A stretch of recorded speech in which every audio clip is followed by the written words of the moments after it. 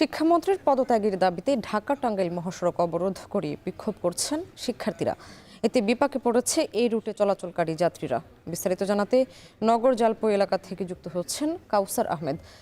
কাউসার, জানাবেন শিক্ষার্থীদের বিক্ষোভের কারণে সড়কে কি পরিস্থিতি তৈরি হয়েছে আর যানজট কেমন দেখছেন?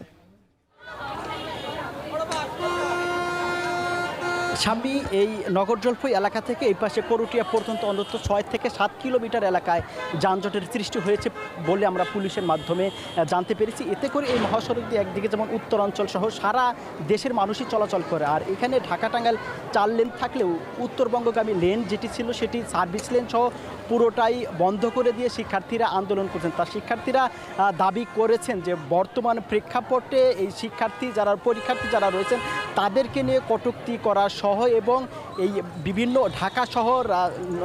ঢাকা শহর চট্টগ্রাম বিভিন্ন এলাকায় বন্যা চলাকালীন সময়ে যে পরীক্ষা নেওয়া হয়েছে সেটার প্রতিবাদ জানিয়েছেন। তারা বলছেন যে যেহেতু অন্য শিক্ষামন্ত্রীর চেয়ে এই শিক্ষামন্ত্রী, তারা কেউ বলছেন এই শিক্ষামন্ত্রী অনেকটাই জ্ঞানী, কেউ দাবি করেছেন এখানে আন্দোলন বলছেন যে তার কাছ থেকে এই ধরনের সিদ্ধান্ত তারা আশা করেনি। তারা বলছেন যে এই কটূক্তি করার কারণে তাকে পদত্যাগ করতে হবে, পাশাপাশি শিক্ষা প্রতিষ্ঠানে রাজনীতি বন্ধ করতে হবে। এছাড়াও পরীক্ষার্থীদের যে সিলেবাস দেওয়া হয়েছিল সেই সিলেবাস অনুযায়ী পরীক্ষা নেওয়ার জন্য তারা দাবি জানিয়েছেন। তারা বলছেন যে পদার্থবিজ্ঞান পরীক্ষা সহ বিভিন্ন পরীক্ষা নেওয়া হয়েছে সম্প্রতি কয়েকদিনে, সেই পরীক্ষায় তারা দাবি করেছেন যে সিলেবাসের সাথে তাদের প্রশ্নপত্রের কোনো মিল হয়নি, যে কারণে তারা বলছেন যে তাদের অনেকের ভবিষ্যৎ অন্ধকার হবে। তারা বলছেন যে ফলাফল হবে এইচএসসির সেই ফলাফল দিয়ে ভালো কোনো পাবলিক বিশ্ববিদ্যালয়ে তারা সুযোগ পাবেন না বলে দাবি করেছেন, যে কারণে তারা বলছেন যে তাদের আন্দোলন মেনে না পর্যন্ত তারা এই মহাসড়ক অবরোধ করে যাবেন। আমরা দেখতে পাচ্ছি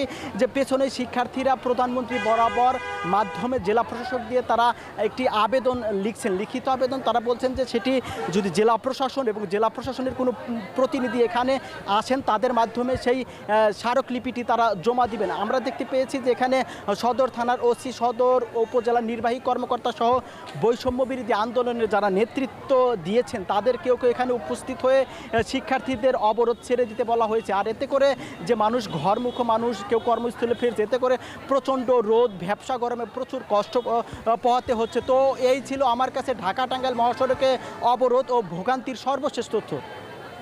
টাঙ্গাইল থেকে যুক্ত হয়েছিলেন কাউসার আহমেদ।